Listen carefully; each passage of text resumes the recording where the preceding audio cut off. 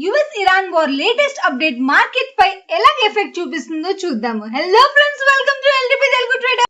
US Iran war మళ్ళీ global market ని tension లో పడేసింది. లాస్ట్ కొద్ది రోజుల్లో సిచ్యువేషన్ ఇంకా కాంప్లికేటెడ్ గా అవుతుంది. యుఎస్ మిలిటరీ కంటిన్యూస్ గా ఎయిర్ స్ట్రైక్ చేస్తుంది. అలాగే ఇరాన్ రిటాలియేషన్ కూడా కంటిన్యూ చేస్తుంది. ఈ కాన్ఫ్లిక్ట్ వల్ల crude oil, stock market volatility, inflation అన్ని కూడా ఇంపాక్ట్ అవుతున్నాయి. మరి latest update Indian stock market పై ఎలా ఎఫెక్ట్ అవుతుందో చూద్దాం. Number 1, US air strike continue.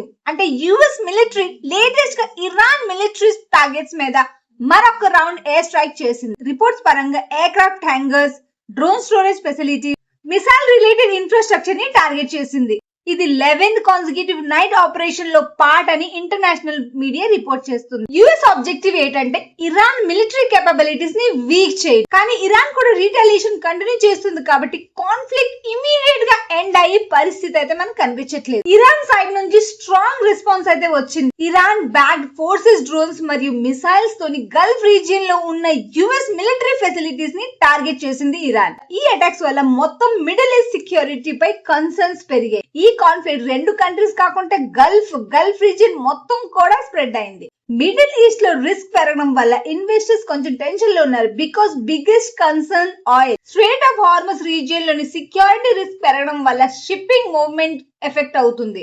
దీని impact crude oil supply disruption మీద ఫియర్స్ పెరుగుతుంది. అందుకే మనకి ఇప్పుడు క్రూడ్ ఆయిల్ ఎలివేటెడ్ లెవెల్స్ మనకి కనిపిస్తున్నాయి. సో క్రూడ్ ఆయిల్ పెరిగితే different like transportation cost, manufacturing అన్ని కూడా ఎఫెక్ట్ అవుతుంది. ఫైనల్ గా ఇన్ఫ్లేషన్ కూడా ఎఫెక్ట్ అవుతుంది. ఇండియా లాంటి ఆయిల్ ఇంపోర్టింగ్ కంట్రీస్ కి ఇది ఇంకా పెద్ద కన్సర్నింగ్ ఫ్యాక్టర్.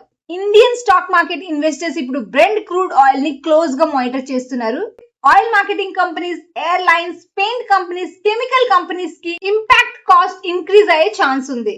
అదే టైంలోని oil and gas exploration companies కి కొంచెం బెనిఫిట్ ఉంటుంది. బికాస్ హైయర్ క్రూడ్ ఆయిల్ వల్ల వాళ్ళకి సపోర్ట్ దొరుకుతుంది. ఓవరాల్ గా చూస్తే మార్కెట్ వొలాటిలిటీ చాలా ఎక్కువ ఉంది. జియోపాలిటికల్ న్యూస్ వల్ల సడన్ స్పైక్స్ అయితే మనకు కనిపిస్తుంది. ఫైనల్ గా చెప్పాలంటే ఇన్వెస్టర్స్ పానిక్ అయి ఏం డిసిషన్ అయితే తీసుకోకండి. మార్కెట్ ఒకవేళ పడితే బై ద డిప్ అని నేను చెప్తాను. గ్లోబల్ మార్కెట్ న్యూస్ ని క్లోజ్ గా మానిటర్ చేయండి. మనం కనుక 10 days నిఫ్టీ 50 రేంజ్ చూసుకుంటే 23,800 నుంచి 24,500 రేంజ్ లోనే ఉన్నది మార్కెట్.